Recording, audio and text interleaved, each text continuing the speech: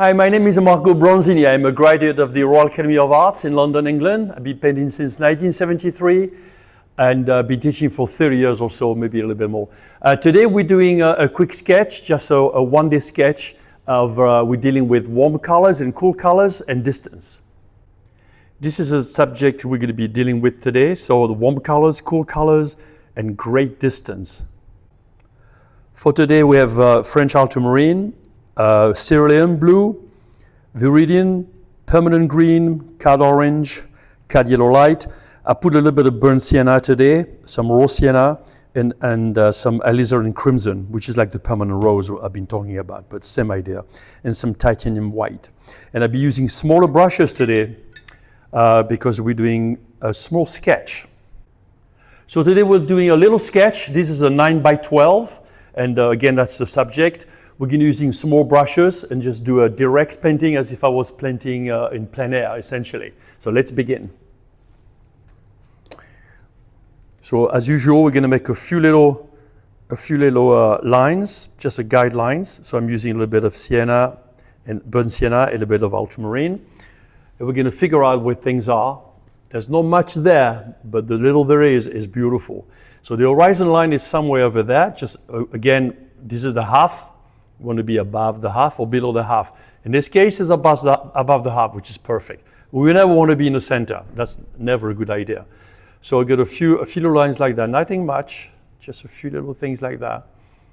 And then maybe the foreground, which is kind of the grass like in here. Like that. And that's all you need to start with, okay? And the rest I'm going to start painting. So as usual, I'm going to put a few colors down just to block the canvas, just to get the painting started. Just a few little things like this. Some lovely shadows, some clouds. You can see the sunlight, the shadows, the light, and at the distance, which is beautiful. So let's talk about cool colors and warm colors. Now, what does that mean? So a cool color is going to be in a distance. So think of ice. Anything to do with blues, with purples. And then warm colors, think of anything with fire. So orange, yellows, reds is going to be a warm color. Okay, it's very simple. So right now we're just trying to place some of the fields in there, just a few colors in here. Again, no detail. Some nice things in front. Some of that grass right in here.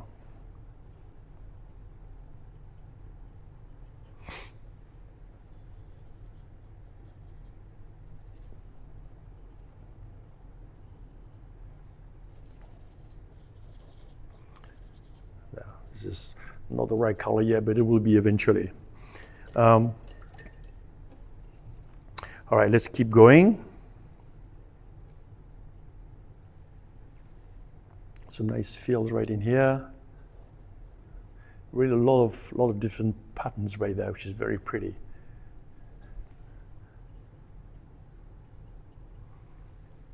Light in the distance, right in here, right there, here.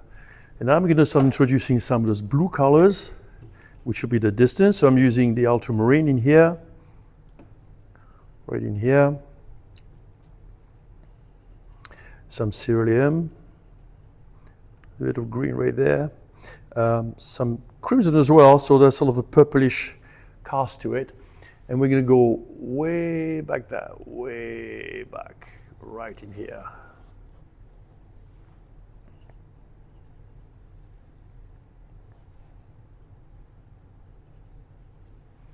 And that will give us all the distance we want.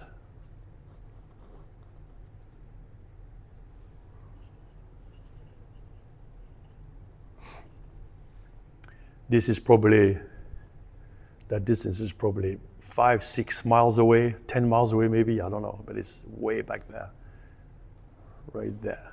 All right, and then as usual, now I'm going to start blocking the sky because that's what we do. So as a reminder again, don't paint, a perfect blue sky and just stick some clouds on it. Try to design what's there. So there's a few little things right in here, some clouds formation there, right there. Clouds have shapes like everything else. They have an underneath, a side, and a top. You can really see here the underneath of the clouds right there. That's the underneath of the cloud. The side of the cloud right here, and then the top where the sun is shining right on it. They're very three-dimensional. Think of cubes hanging in the sky. Okay? Like that. All right, put some blue in here. Some ultramarine, some cerulean. Sky is always darker at the top. That's just the way it is. Atmosphere below will be a little bit lighter. Okay, we're going to do some lighter color down in here.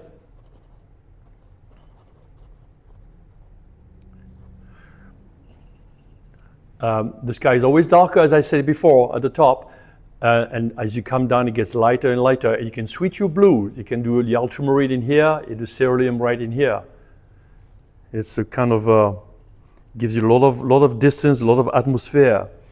There's distance in the sky too. That blue right here is closer than that blue. So it's the same principle that we have here. This is closer than this is closer than that. Same thing in the sky. The top of the sky is closer to the bottom. That's why the clouds are getting smaller and smaller and smaller.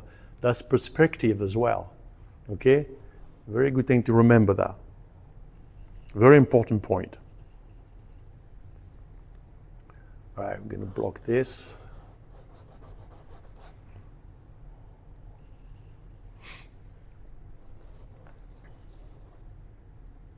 Right in here. And I'm going to get some colors in the clouds now. So you can make your grays as you want. You can put black, white, and add maybe another color to it, or with a third color. But I like to make my gray with ultramarine and some burnt sienna. And that gives me control of the warm and cool color.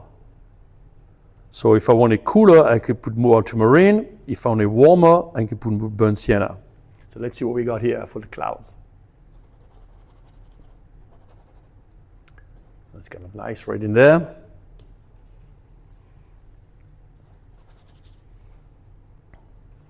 And of course, the more white in your grays, the lighter the gray will be.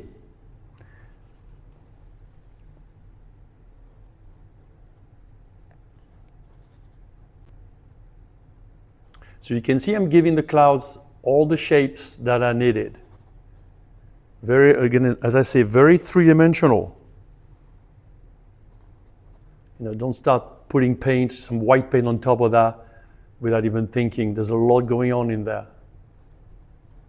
So this is a sketch again, as you know, we pretend we're in plein air and we have a certain amount of time to do the sketch because the light is changing very quickly.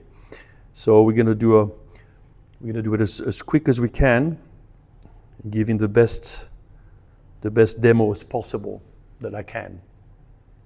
All right, some of the light colors in here, right here, right in there.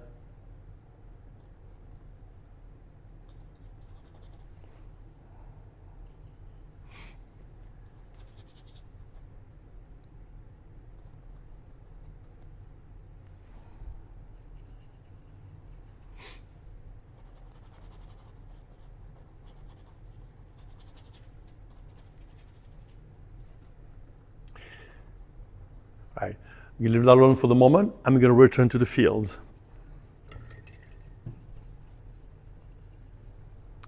There's a lot of going on there.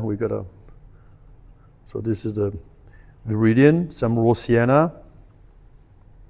You're going to put some colors in there just to create that distance. This view is in England, by the way. In the English countryside. Here, right there. It's a lovely field in here.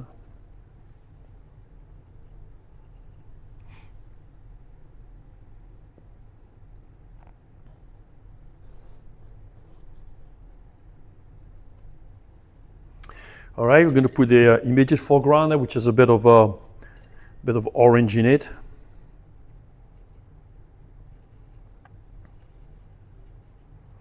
Put some sienna as well. It's a pretty color right into that field. Right in there. And there's a couple more in the distance of that sort of similar color, a little different, but similar right there. So you can see what I'm doing, just brush strokes just to give you an impression of what we're looking at here without any details at all. And if you're painting in plein air, this would take maybe half an hour top. And then the light would be completely different. As clouds were gone by, the light would be totally different here. That I can assure you. I've done it enough time. Okay, let's return to the foreground right in here. I need this a little bit more work. So this whole area here is in the shade from the clouds, casting those lovely shadows on there. So we're going to make the most of that.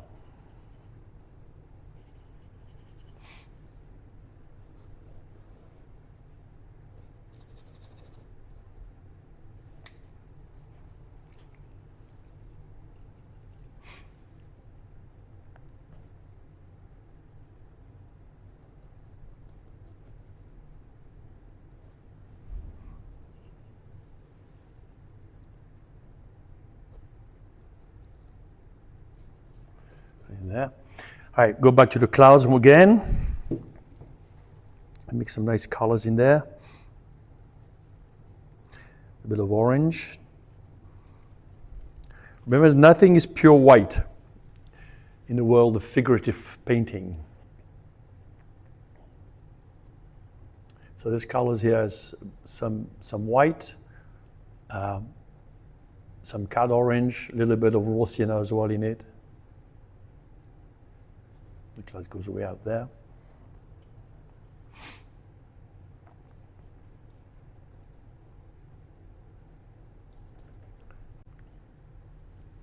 All right, let's return to the distance now. Get a few more things back in here.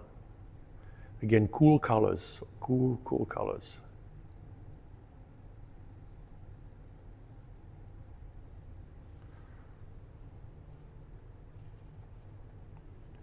The blues.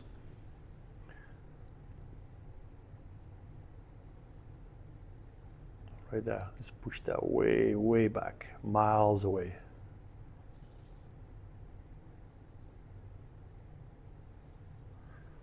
There. A few little things in between.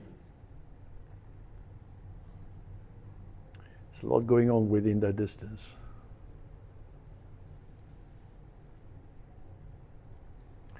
Again, this is just a little sketch. We're pretending to be outside. And time is of the essence because light is changing. So we're just taking a few things. This gives us a nice little perspective right there. There's some little trees way back there. So we're just putting little touches of colors like this just to give us distance. All right, now we're going to return in the foreground again. Right in here. If I'd been painting this in plein air, the light already would be different. There's clouds, there's shadows from the clouds will already have moved. But we just have to do what we can with what we have here and pretend they have not moved yet. That's okay. Right here, I like that edge right there.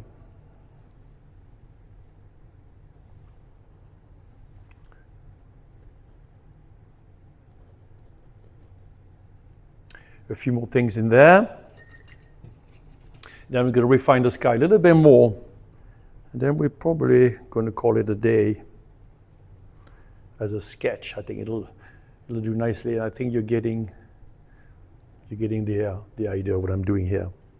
So a few bit of highlight right in here, some sunlight in there, some sunlight right in there.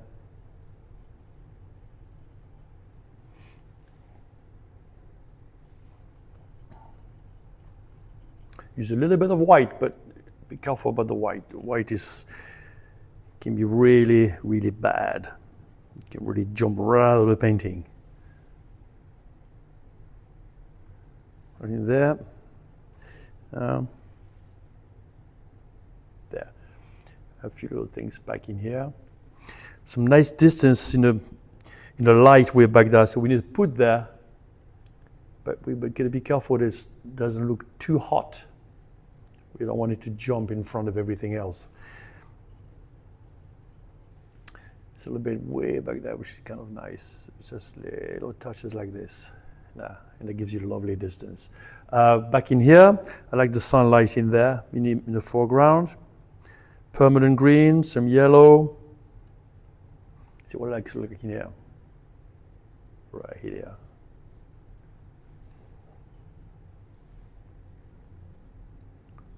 There.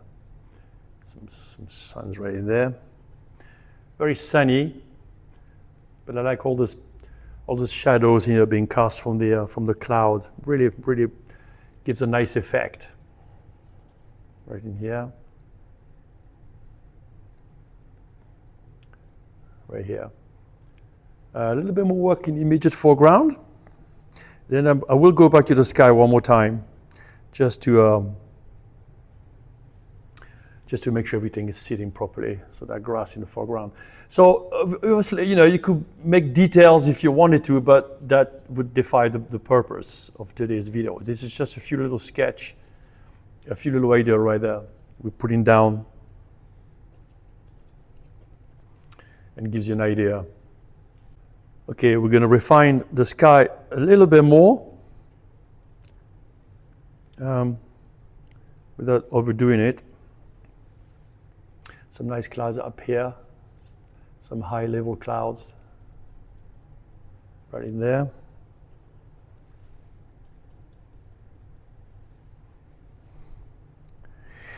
When I first started painting, I did a lot of these plein air painting in the south of France. I was fortunate to grow up in a beautiful area in Provence, and subjects are just so many subjects. Little village, little vineyard, little lavender bush. It's just so pretty. A lot of plein air painting in the early days. As I mentioned the other day, I'm returning to this just to open my YouTube channel. But I haven't painted like this in 35, 40 years. This is really, but I'm having a good time doing it. So again, one color against another, no detail, just remember the distance, the size of the clouds in front. In other words, at the top of the sky, getting smaller as we go down. All these things are important points, and then no detail. And again, don't copy me. Paint it with in your own way. Okay, it's very important. We don't want to super blend. Okay, we don't want to destroy all those brush strokes. That would defy the purpose of painting a loose painting. We don't want to make it look like a photograph, in other words, okay? The worst thing you can tell an artist is, oh, it looks just like a photograph. That is not a compliment. What you want is, that is a nice painting. That is a good painting. That's what we want. We don't want photographs. Otherwise, just take a camera and take a photograph. We want a good painting. That's what we want. That's what we're after. Okay, a touch of 2 here, right there. Nice light here. There.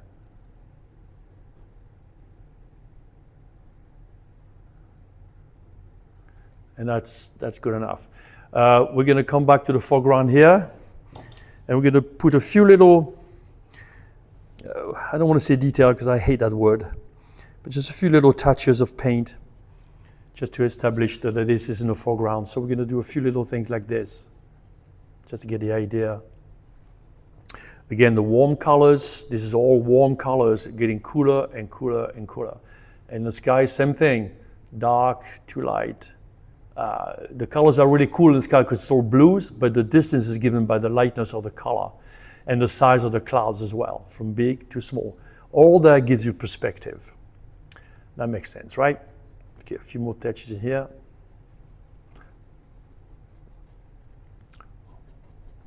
Right in there. I would emphasize that change in here a little bit more.